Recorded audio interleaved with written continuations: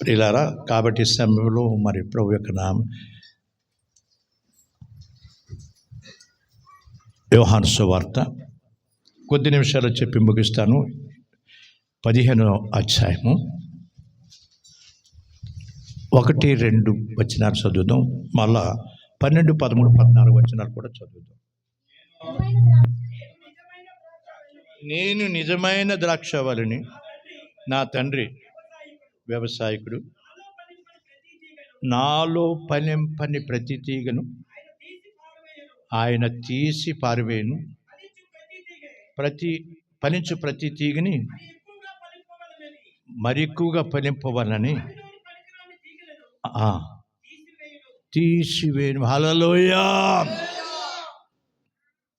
నేను నిజమైన ద్రాక్షవల్లిని అంటున్నాడు ప్రభు. ఆ ద్రాక్షవల్లితో పోల్చుకుంటున్నాడు. అమ్మ పేతురు గారి పాప మీరు, దేవుని స్తోత్రం. హల్లెలూయా. గుర్తుపట్టలేకపోయినా ఏమనుకోవద్దు. ఆ బ్రదర్ కూడా వచ్చినట్టున్నారు. అప్పుడు పెళ్ళిలో చూశాను, కాకినాడ వచ్చి హైదరాబాద్లో ఉన్నారమ్మా, బెంగళూరు. దేవుని స్తోత్రం. హల్లెలూయా. నేను నిజమైన ద్రాక్షవల్లిని, నా తండ్రి వ్యవసాయకుడు. పిల్లరా, మీకు అర్థమయ్యేటట్టు చెప్తాను. మన ఇంటి ముందు పాదేశారనుకోండి, మన ఇంటి ముందు చిన్న చెట్టు వేసారనుకోండి, అది ఎదుగుతున్న తర్వాత ఏం చేస్తామమ్మా మరియమ్మ గారు? కాయో పండో కాయాలని చూస్తాం కదా. పెళ్లి చేసిన తర్వాత పండో కాయో కాయాలని చూస్తాం కదా అమ్మ. లేకపోతే గొడ్రాలు ముఖం చూడకుండా, ఎదురు రాకుండా ఇవన్నీ ఉంటాయి కదా. అలాగే ఈ ముఖం కూడా చూడరు. అలాగే చెట్టు ఫలించలేదనుకో ఏమనుకుంటావు? ఇంకెందుకు పనికి వస్తుంది? ఈ చెట్టు నరికి అగ్నిలోకైనా వంటకైనా పనిచేస్తుందని అగ్నిలో వేస్తాం. అలాగే దేవుడు ఏమంటున్నాడంటే, నాలో ఫలించిన ప్రతి తీగని కూడా తీసి పారవేను. ఆయనలో అంటకట్టబడిపోతే ఎండిపోతామట. అందుకే అంటున్నాడు పిల్లలు, అంటు కట్టబడాలి. మనం దేవునిలో అంటు కట్టబడాలి. దేవుని నియమాల్లో, దేవుని యొక్క ప్రేమతో, దేవుని కృపతో, దేవుని యొక్క ఆ కనికరంతో మనం అంట కట్టబడాలి. దేవుని కొరకు మనం నిలిచి ఉండాలి. ఆయన అంటున్నాడు, మనకు ఒక చక్కని మాట తెలియపరిచాడు. 15వ అధ్యాయము మరి 13, 14, 15 వచనాలు మనం 13, 14 వచనాలు చదివితే, తన స్నేహితుల కొరకు తన ప్రాణం పెట్టువాటి కంటే, హల్లెలూయా, తన స్నేహితుడి కొరకు. నిజమే ప్రియులారా, భార్యాభర్తల ప్రేమ వేరు, కన్నబిడ్డల ప్రేమ వేరు, బంధువుల ప్రేమ వేరు, స్నేహితులు మరి బంధువుల ప్రేమ వేరు, కానీ స్నేహం పేరు వేరు. ఎందుకంటే ప్రాణ స్నేహితుడు. అందుకే ప్రాణ స్నేహితుడు అంటారు. స్నేహం ప్రాణ నియమనాన్ని కూడా చేస్తుందట. అందుకే ప్రభు మన మధ్యలోకి వచ్చి ఆయన ప్రాణం మనకిచ్చి మనల్ని స్నేహితులుగా ఎన్నుకున్నాడు. అదే రాస్తారు 12వ వచనంలో, 13వ వచనం, తన స్నేహితుల కొరకు తన ప్రాణం పెట్టువారి కంటే ఎక్కువైన ప్రేమ గలవాడు ఎవడూ లేడు. మన కొరకు ప్రాణం పెట్టిన వాళ్ళు ఎవరైనా ఉన్నారా? యేసయ్య మన కొరకు ప్రాణం పెట్టాడు. ఎవరైనా ఉన్నారండి? ఇప్పుడు నేను వెంటిలేషన్ మీద ఉంటాను, చివరి దశలో ఉంటాను. డాక్టర్ గారి దగ్గర అంటారు, మా అమ్మగారు అంటారు, అమ్మగారు, పాస్టర్ అమ్మగారు, మీ ప్రాణం తీసి మీ ఆయనకి ఎత్తానంటే ఆవిడ ఒప్పుకుంటుందా? ప్రాణం మాత్రమే ఉన్నాను అంటారు. రక్తమైనా ఎత్తాను కానీ ప్రాణం చెప్పకూడదు. హల్లెలూయా. మన కొరకు ప్రాణం పెట్టిన దేవుడు ఎవరైనా ఉన్నారంటే లోకరక్షకుడు యేసుక్రీస్తు వారు ఒకరే. అందుకే మనకి నేను మీకు స్నేహితుడిగా ఉన్నాను అన్నాడు ఆయన. ఆ స్నేహం మనం నిజంగా ఆ స్నేహము ఎలాగన్నాడు మాటలు చూస్తే, కిందను చూస్తే 13వ వచనం చదివితే, తన స్నేహితుడి కొరకు తాను ప్రాణం పెట్టినటువంటి ఎక్కువ ప్రేమ గలవాడు లేడు. నేను మీకు ఆజ్ఞాపించిన వాటిని అన్నిటిని చేసిన ఎడల మీరు నా స్నేహితులై ఉందురు. మీరు నాకు స్నేహితులై ఉందురు. హల్లెలూయా. అక్కడ చూసారా, నేను మీకు ఆజ్ఞాపించిన ఆజ్ఞలన్నిటి చేసిన ఎడల నేను మీకు స్నేహితుని అవుతున్నాను అన్నాడు. దేవునికి స్తోత్రం. ఆయన చెప్పిన మాట ప్రకారంగా మనం నడుచుకుంటే ఆయనకి స్నేహితులు అవుతాం. ఆయన చెప్పింది నడుచుకోలేకపోవడం వల్లే ఆయనకి స్నేహితులు అవ్వలేకపోతాం. మన స్నేహం ఎలా ఉంటుందంటే, యాకోబు రాసిన పత్రిక 4వ అధ్యాయంలో మనం చూస్తే అక్కడ చాలా విషయాలు మనకు కనపడతాయి. యాకోబు పత్రికలో చాలా 4వ అధ్యాయంలో చాలా కనపడుతుంది ప్రియులారా. ఉమ్, ఆ, ఆ, ఉమ్, ఆ. హల్లెలూయా. ఆయన మన కొరకు స్నేహం చేయడానికి ఈ లోకానికి వచ్చి తన ప్రాణాన్ని తన రక్తాన్ని మన కొరకు చెందించాడు. మనం ఎవరితో స్నేహం చేస్తాము? మనం ఎవరితో స్నేహంగా ఉంటాము?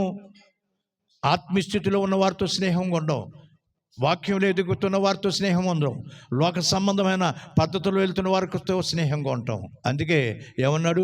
దుష్టులు ఆలోచన చెప్పులు నడవక, పాపుల మార్గాన్ని నిలవక, అపహాసుకులు చోటును కూర్చుండక, దేవారాత్రము దాన్ని ధ్యానించేవాడు ధన్యుడు. అటువంటి వారితో ఉండవు. మన స్నేహం వాళ్ళకు ఉంటుంది.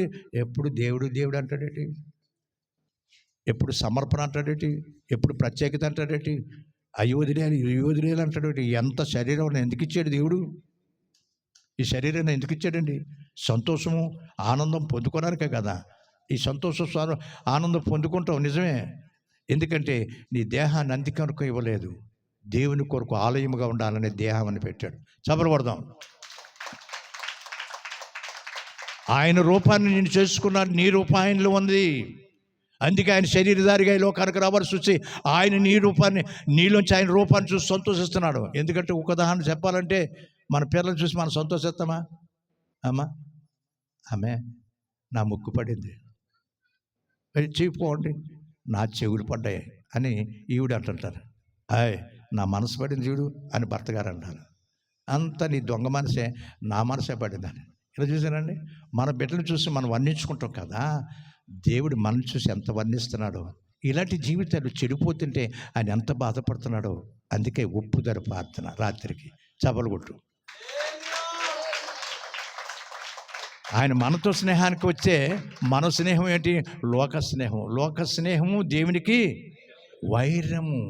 అంతేకాదు, ఇంకా పక్కన చదువుతాను, ఆయన మన యందు నివసింపజేసిన ఆత్మ మత్సరపడునంతగా అపేక్షించునని లేఖనము చెప్పినది వ్యర్థమని అనుకొనుచున్నారా? హల్లెలూయా.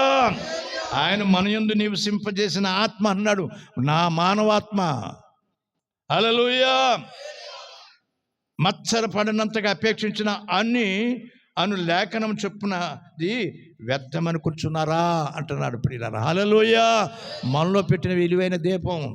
నౌకాలమ్మ గారి దగ్గర కింద శనివారం నాడు వెళ్ళాను, బీసీ కోనలో. అమ్మ వెళ్ళినట్టు మనోడు కూడా చెప్పారు. తర్వాత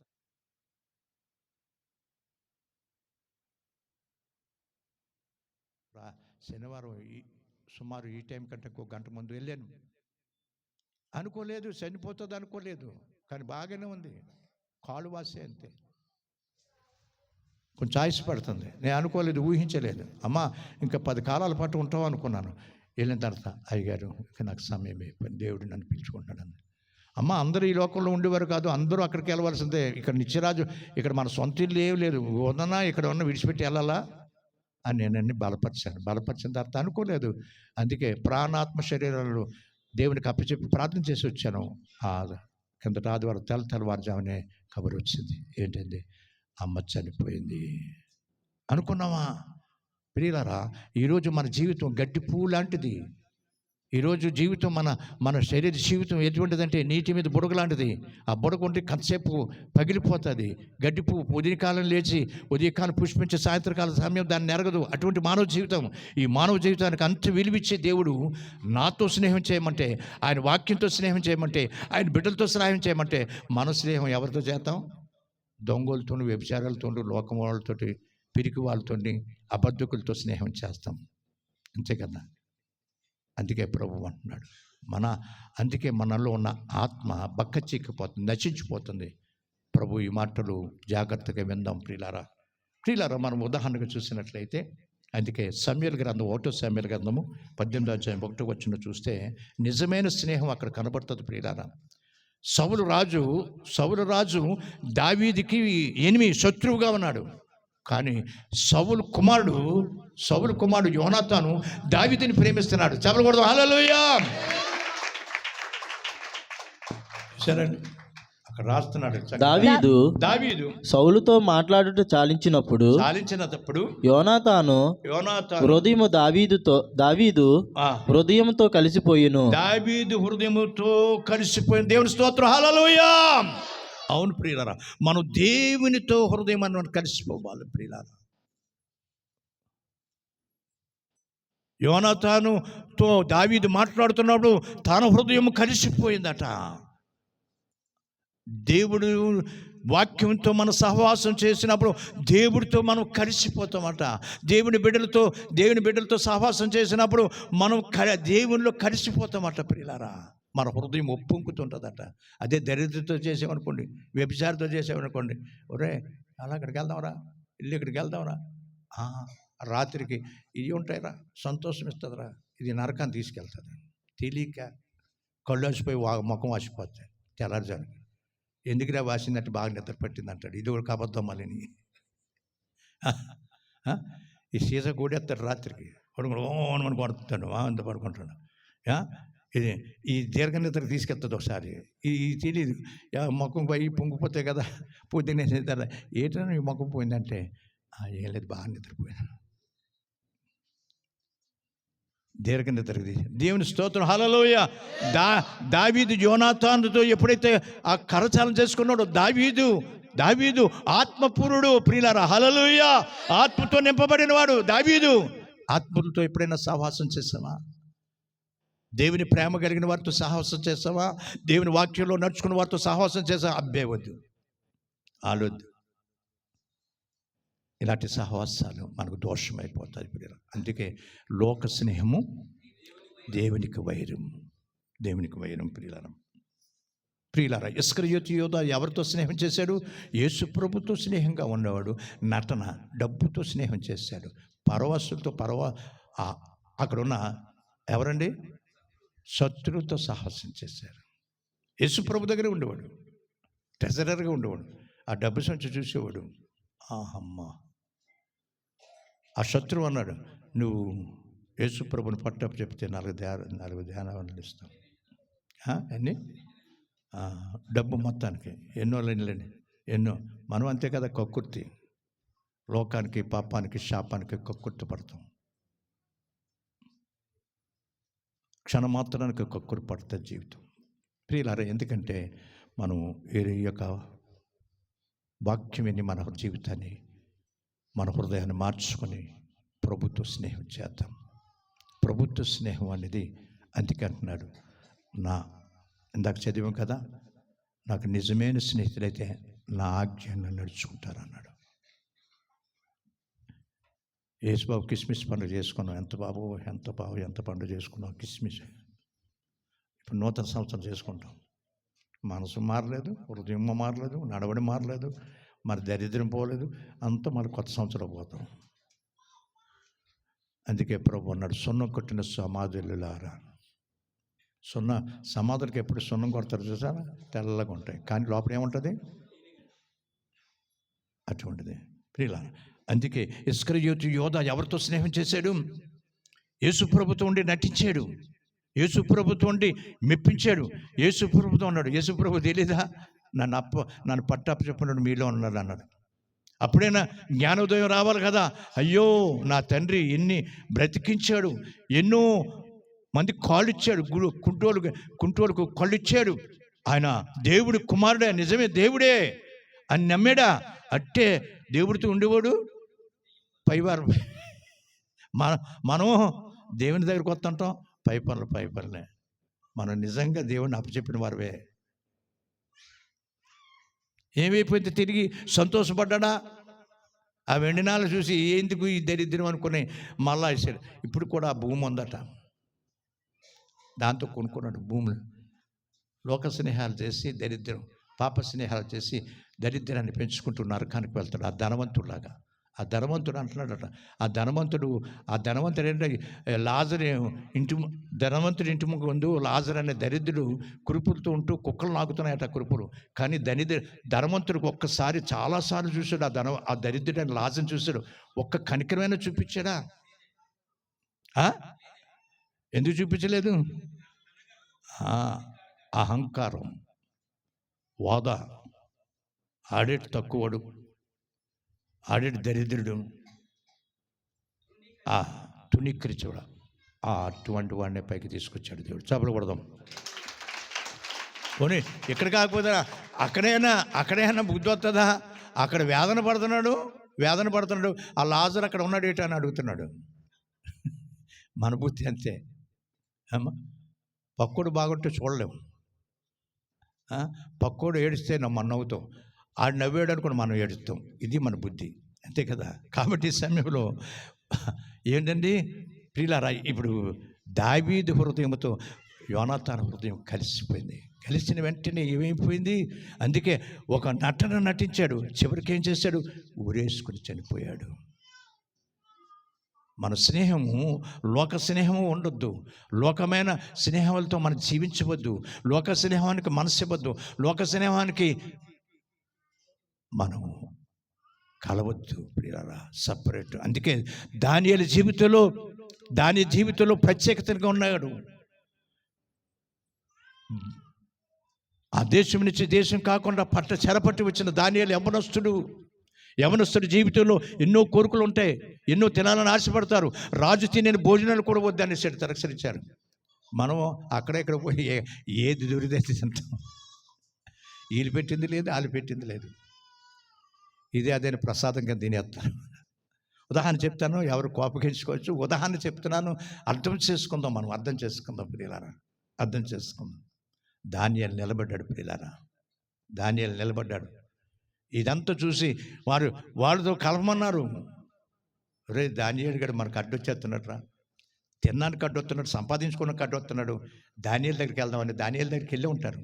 దానియేలు కాంప్రమైజ్ అయిపో, మేము ఏది చేసినా రాజుగారు చెప్పక, నువ్వు ముగ్గురులో ప్రధానుడివి, బాబు మా ఇల్లు వాకులంతా కూడా మేళ కట్టుకోవాలా, మా వాళ్ళందరికీ సంపాదించుకోవాలి, కాబట్టి నీకు దయచేసి మాతో కాంప్రమైజ్ అయిపోయి నీకు సగం ఇచ్చేస్తాం అన్న.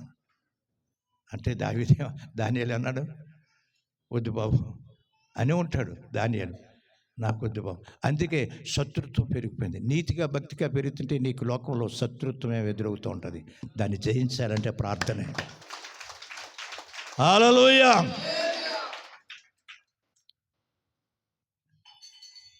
దానియేలు ఎలా లొంగడం అని ఏం చేశారు? ప్లాన్ చేసి ఓ బొమ్మను పెట్టారు.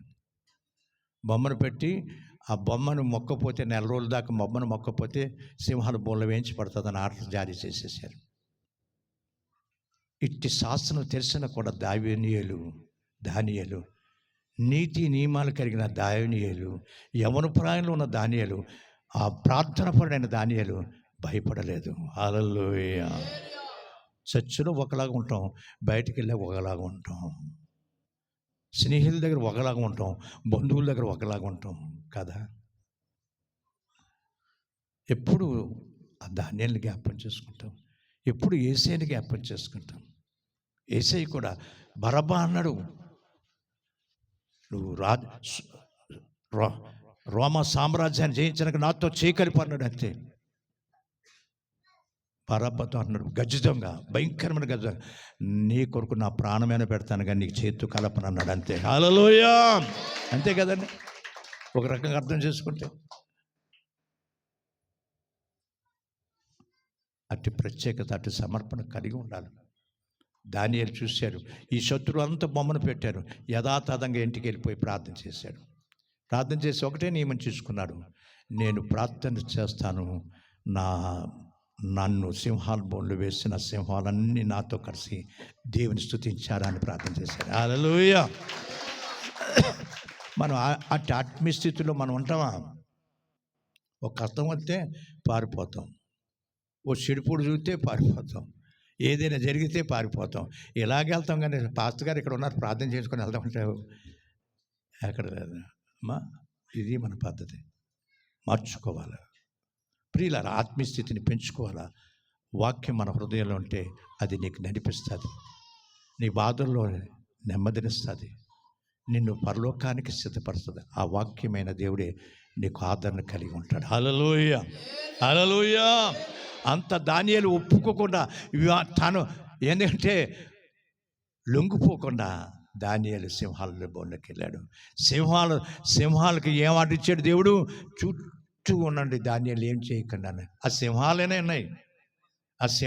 ఉన్నాయి, కానీ మనం విన్నాం. జంతువులు వింటలేదు దేవుని మాటని, మనం వింటం లేదు.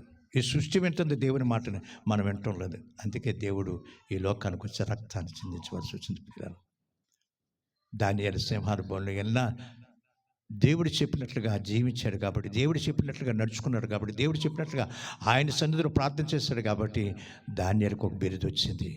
నాకు బహు ప్రియుడు దానియేలు అన్నాడు. చెప్పలు కొడదాం. నీలాంటి ప్రేమ ఈ లోకాన ఎవరైనా చూపరా, ఎవరైనా చూపరా. నా పాప భారం ఆ సిలువ పైన ఎవరైనా మోసరా, ఎవరైనా మోసరా. ఈ వాక్యం 10వ అధ్యాయము 11వ వచనంలో మనకు కనపడుతుంది. దేవదూత ద్వారా దేవుడు ఒక బిరుదు ఇచ్చాడు. ఏంటది? దానియేలు, నీవు బహుప్రియుడు కనుక. బహుప్రియుడు. హల్లెలూయా. ఎందుకంటే నియమం ప్రకారంగా పోరాడితే దేవుడు ఒక బిరుదు ఇస్తాడు మనకి. నియమం ప్రకారంగా పోరాడితే దేవుడు ఒక వరం ఇస్తాడు మనకి. నియమం ప్రకారంగా పోరాడితే ఆశీర్వాదం ఇస్తాడు. నియమం ప్రకారంగా దేవుని కొరకు మనం నడిస్తే దేవునితో నిశ్చలమైన రాజ్యాన్ని మనకి ఇస్తాడు. హల్లెలూయా. దావీదు దగ్గరికి వెళ్దాం. దావీదు పొరపాటు చేశాడు, పాపం చేశాడు. అందుకే నేత్రాశ శరీరశ జీవపుడము. నేత్రాశలో పడిపోయాడు అంతే. శరీరాన్ని అనుసరించిపోయాడు, శరీరాన్ని కోరికను తీర్చుకున్నాడు. శరీరం ఎప్పుడు కూడా దాని కోరికను తీర్చుకోవడానికి ఆశ కలిగి ఉంటుంది. హృదయం ఎప్పుడు కూడా కోరికలను ప్రోత్సహిస్తుంది. అందుకే దేవుడు కోరుకున్నాడు మన నుంచి అట్టిపండు కానీ, కొబ్బరికాయ కానీ, కోడిపిల్ల కానీ, గేదె పిల్ల కానీ, మేక పిల్ల కానీ ఏమి కోరుకోడు. విరిగిన మనసు, నలిగిన హృదయం ఆయనకి ఇష్టమైన బలని ఆయన కోరుకున్నాడు. హల్లెలూయా.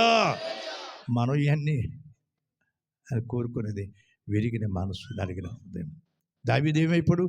తప్పు చేశాడు. తప్పు చేసింది సులువుగా పాపం పెట్టింది, సులువుగా చిగులు పెట్టే పాపంలో పడిపోయాడు. నేత్రాశలో ఒక పరాయి స్త్రీ స్థానం చేతులు చూశాడు, పాపాన్ని అనుభవించాడు. పాపాన్ని ఎంచుకొని ఇంకా నాకు పర్వాలేదని వెళ్ళిపోతున్నాడు. దావీదుని అభిషేకించాడు దేవుడు. ఈ దినాన్ని నిన్ను అభిషేకించిన దేవుడు ఆయన చూస్తున్నాడు. నీకు రక్షణ ఇచ్చిన దేవుడు నిన్ను చూస్తున్నాడు. నీకు ఆయన రక్షణ వస్త్రం ధరింప చేసిన దేవుడు నిన్ను చూస్తున్నాడు. ఎప్పుడైనా మనం గమనించావా? దావీదు అనుకుంటే రొటేషన్కి వెళ్ళిపోతున్నాడు. ఒక సేవకుడిని పంపించాడు. సేవకుడి ద్వారా నాతాను ద్వారా విషయం తెలియపరిచాడు. గొప్ప కూలిపోయాడు. దావీదులో ఉన్న తత్వం దేవుడికి లోబడుట. చూడండి, యాకోబు రాసిన పత్రిక 4వ అధ్యాయము 7వ వచనం చదువుదాం. 4:7 యాకోబు. కాబట్టి దేవునికి లోబడి ఉండుడి, అపవాదిని ఎదిరించిన. హల్లెలూయా. అప్పుడు మీ యొద్ద నుంచి అపవాది పారిపోతుంది. మనం దేవునికి లొంగం, ఇతరులకు లొంగిపోతాం, వీళ్ళకి ఆనికి లొంగిపోతాం, లోకానికి లొంగిపోతాం. సాష్టాంగ నమస్కారం ఏమిటి చేసేస్తాం. మన నూతన సంవత్సరం ఏమి అడుగు పెడతాం? కొంపంతా పెట్టుకుని అక్కడ తీసుకెళ్తే మన నుంచి కొంపే కొడుతుంది. ఆయన అసలు ఈ కొంపలోకానికి వచ్చే కదా నీకు బుద్ధి తెచ్చిన తప్పిపోయిన కుమారుడు గురించి కూడా భావన చెప్పాడు మనకి. హల్లెలూయా. బుద్ధి వచ్చినప్పుడు అప్పుడు జ్ఞాపకం వచ్చింది. మనకి ఎప్పుడు బుద్ధి వస్తుంది? ఏదైనా కష్టం వచ్చినప్పుడు, ఏదైనా శ్రమ వచ్చినప్పుడు, ఏదైనా బాధ వచ్చినప్పుడు, ఏదైనా రోగం వచ్చినా అయ్య బాబు దేవుడు కావాలి నాకన్నా. అంతవరకు నా ఇష్టానుసారం, నా శరీరం, నా మనసు, నా హృదయం అన్నీ వెళుతూ ఉంటాం. సోదరిస్తాడు ఎంతకాలం కాదు ప్రియులారా. దేవుడికి లోబడండి. దేవుడికి లోబడి ఉంటే ఏడి దేవుడు? ఆయన వాక్యమే మన ముందున్నాడు. నాతానుతో మాట్లాడుతున్న దేవుడు ఇప్పుడు మీతోటి మాట్లాడుతున్నాడు. హల్లెలూయా. అందుకే మనం విడిచిపెట్టాలి. గొప్ప కూలిపోయాడు, కన్నీరు కార్చేసాడు. ఎటువంటి కన్నీరమ్మా? మన కన్నీరు ఎప్పుడు వస్తుందో తెలుసానండి? అప్పులు ఉంటే కన్నీరు వస్తుంది. ఇతరుడు బాగోలేదనుకోండి, అప్పుడు కన్నీరు వచ్చేది. అబ్బా బలిగా వెళ్ళిపోయాడు. రోగం వస్తే కన్నీరు వస్తుంది. ఆ కన్నీరు కాదు, పాపను ఒప్పుకునే కన్నీరు కావాలి ఆయనకి. హల్లెలూయా, హల్లెలూయా. ఆయన ఉండలేడట ఆ కన్నీరు చూశాడు.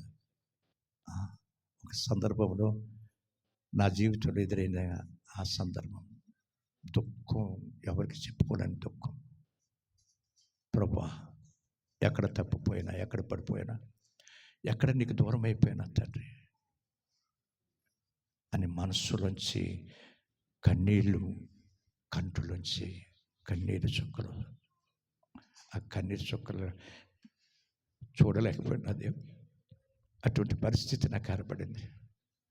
ఆ పరిస్థితి నుంచి దేవుడు తన ఆకారాన్ని చూపిస్తున్నాడు, అందునుంచి బయటకు వస్తున్నాడు.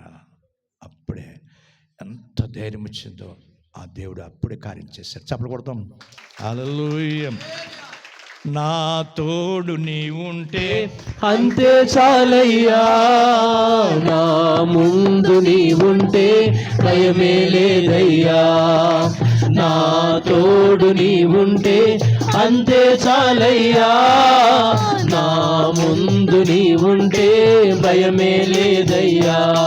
ప్రేమా పూర్ణుడా, స్నేహశీలుడా, విశ్వనాథుడా, విజయ వీరుడా, ఆపత్కాలమందున సర్వలోకమందున్న దీన జనాల దీపముగా వెలుగుచున్నవాడా.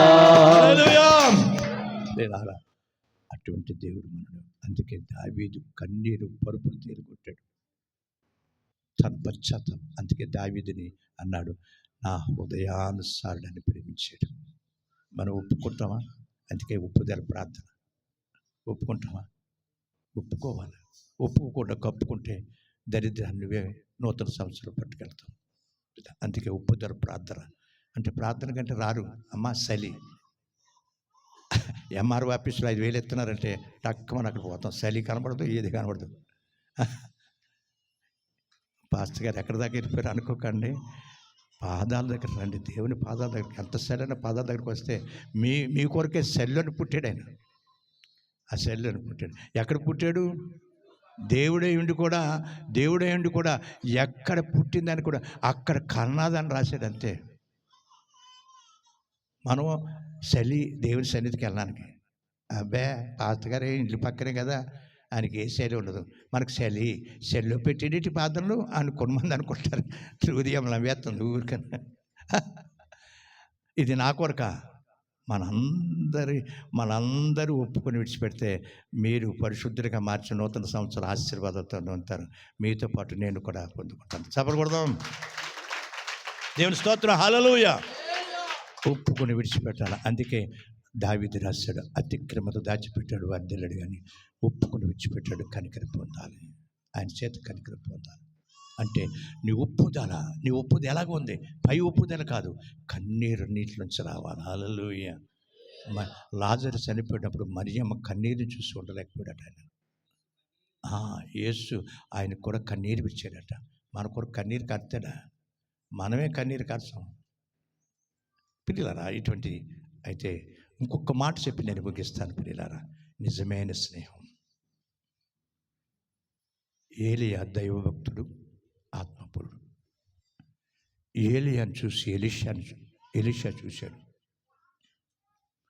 ఆయనతో స్నేహం చేశాడు. ఎవరితో చేశాడండి? ఆత్మపూరుడు. 450 మంది బయలుదేవ దగ్గర తల ఉంచలేదు. 450 మంది బయలుదేవ దగ్గర తల ఉంచలేదు. సవాలు చేశాడు, నా దేవుడు గొప్పవాడని. హల్లెలూయా. చర్చలో ఉంటారు, అమ్మో ఎంత దేవుడు అని గొప్ప ప్రార్థన చేస్తారు. బయటకు వెళ్ళిపోతే ఆ ప్రార్థన ఎక్కడ పోతుందో, ఎక్కడ పోతుందో, ఆ తత్వం ఎక్కడ పోతుందో, అది ఎక్కడ అమ్మా. దేవుని బిడ్డలతో, దేవుని సేవకులతో సహవాసం ఎక్కువ చేయాలి. వాక్యంతో ఎక్కువ సహవాసం చేయాలి. దేవుని ఆత్మగల వారితో ఎక్కువ స్నేహం చేయాలి. ఆ కనెక్షన్ మీకు కలుగుతుంది వీళ్ళారా. అయస్కాంతం ఎలా ఉంటుంది? అయస్కాంతం ఇనువును ఆకర్షిస్తుంది. ఈ అయస్కాంతంలో ఉన్న గుణమంతా ఆ ఇనువులోకి వెళ్ళి ఆ ఇనువులను కూడా అయస్కాంతంగా మారుస్తుంది. చెప్పకూడదు. హల్లెలూయా. ఏ ఆ చెంబేమంటే ఆ ఆస్తిపరుడు ఎలీషా అవన్నీ వదులుకొని వచ్చాడు. ఎందుకు ఆశించాడు? దైవ సేవకుడి దగ్గర పరిపూర్ణమైన ఆత్మవరం ఉంది. ఆత్మవరం నేను సంపాదించుకోవాలి. నిజమే, ఈ సంపాదన అంతా నాకు దరిద్రమే. ఒకరోజు ఆ సంపాదన, ఆత్మ సంపాదన కొనుక్కోవాలి, ఆత్మీయ సంపాదన కొనుక్కోవాలి. మనం ఆత్మీయ సంపాదన కలిగి ఉండాలి. ఆత్మీయ సంపాదనతో నూతన సంవత్సరంలోకి అడుగు పెట్టాలి. వరంతో అడుగు పెట్టాలి. ఫలవంతమైన జీవితంతో అడుగు పెట్టాలి. ఎప్పుడైనా గ్రహించావా? చెంబెత్తే ఆ కాలు కడుగుతున్నాడు, భోజనం దగ్గర చేయి కడుగుతానికి నీళ్ళు ఇస్తున్నాడు, పడుకోనగర మంచం ఎత్తున్నాడు, ఎంత చూశాడు. ఒకరోజు ఏలియాకి పిలుపు వచ్చింది, దేవుడి పిలుపు. ఇంత సేవ చేస్తున్నావు కదా, ఎక్కడ పడుకున్నప్పుడు కూడా వదలలేదు. ఆ కాలు పడుతున్నాడు, ఏలియా గారి కాళ్ళు. అంత స్నేహం, అంత ప్రేమ. ఎందుకొరకు? ఆసక్తి. దేవుడు, అయ్యా నీకు రథాలు పంపుతున్నాను, నా దగ్గరకు వచ్చి అన్నాడు. ఏలియా అన్నాడు, ఎలీషా నేను వెళ్ళిపోతున్నాను నాయన, దేవుడు నన్ను పిలుచుకున్నాడు, ఇదిగో రథాలు పంపిస్తున్నాడు, నాకెంతో సేవ సహకారం చేశావు, నీకేం కావాలి నాయన, ఇదిగో ఇదంతా తీసుకో, ఏం కావాలో తీసేసుకో, బోల్డ్ ఉంది తీసేసుకో అన్నాడు. నాకు వద్దు తండ్రి, నీలో ఉన్న ఆత్మ 2 రెట్టింపులు నాకు కావాలన్నాడు. 2 రెట్టింపులు నాకు కావాలన్నాడు. అది కష్టతరము, నా దగ్గర లేదన్నాడు. ఎలాగైనా ఇవ్వాలి, నీ దగ్గరే ఉంటుంది అన్నాడు. ఆత్మపూర్ణ పట్టాడు. ఏటి రథాలు వచ్చేసరి, అగ్గిరథాలు వచ్చి నేను దేవుడి పిలుస్తున్నాను, నేను వెళ్ళిపోతుంటే నా ఏంటి వస్తావు పెట్టి సేవ చేసావు. నిజమే, ఆ తరం అది నా దగ్గర లేదు, అది అడగవలసిందో అడుగంటే కాదు, నిన్నే వెంబడెత్తానన్నాడు. హల్లెలూయా. ఇంకా రథాల దగ్గరికి వెళ్తున్నాడు, విడిచిపెట్టలేదు. ఏలియా గారిని విడిచిపెట్టలేదు ఎలీషా గారు. ఇంక వదిలివయ్యా అంటే అప్పుడు ఒక మాట అన్నాడు ఏలియా ఒక మాట అన్నాడు. చూసారు, అందులో మనం ఆ మాటలు మనం ఆత్మీయంగా అర్థం చేసుకోవాలి. ఒకే మాట అన్నాడు, నేను వెళ్ళిపోయేటప్పుడు నీకు కనబడితే అది అవును కాక దొరుకుతుంది కదా అన్నాడు. అంతే, అదొద్దు బాబు అన్నాడు. దేవుని స్తోత్రం, హల్లెలూయా.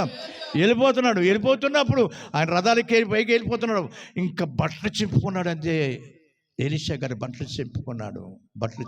వెళ్ళిపోతున్నాడు. నాకేమి అది ఆత్మీయ ఆశీర్వాదాలు పొందుకోవడానికి ఎప్పుడైనా తాపత్రయం ఉందా, ఆశ ఉందా? నిజంగా 2 రోజులు ఉదయకాలం మధ్యాహ్న కాలం పెట్టి ముగించేద్దాం అనుకున్నాను. కానీ ఒక సహోదరి చెప్పడంతో నాకు వెలుగైంది. ఈ 3వ రోజు పెట్టాలి. హల్లెలూయా. ఆసక్తి పిల్లలు చెప్పాలంటే మీ ముందు నిల్చునే శక్తి నాకు లేదు ఇప్పుడు, కానీ దేవుడు నిలబెట్టుకున్నాడు. కాకపోతే వదలలేదు. ఆ శక్తిని బట్టి ఏలియా నుంచి దుప్పుడు దేవుడు కింద పడిచేశాడు. హల్లెలూయా. పరిశుద్ధ ఆత్ముడా, యేసు పంపిన వాడవు నీవేగా, పరిశుద్ధ ఆత్ముడా, సర్వాంతర్యామి సత్య స్వరూపి, సర్వాంతర్యామి సత్య స్వరూపి, ఇప్పుడే దిగిరమ్మయ్యా, ఇప్పుడే దిగిరమ్మయ్యా. నాలో నీవు, నీలో నేను, నాలో నీవు, నీలో నేను, కలసి ఉండాలయ్యా, మనం కలసి ఉండాలయ్యా, కలసి ఉండాలయ్యా, మనం కలసి ఉండాలయ్యా. పరిశుద్ధ ఆత్ముడా, యేసు పంపిన వాడవు నీవేగా, పరిశుద్ధ ఆత్ముడా. హల్లెలూయా. యేసు ప్రభు ఒక ఉపమానం చెప్పారు, లోకాసువార్త అనుకుంటాను. ఒక స్నేహితుడు ఉన్నాడు. ఒక స్నేహితుడి మధ్యరాత్రి తలుపు కొట్టాడు. స్నేహితుడా అని పిలిచాడు.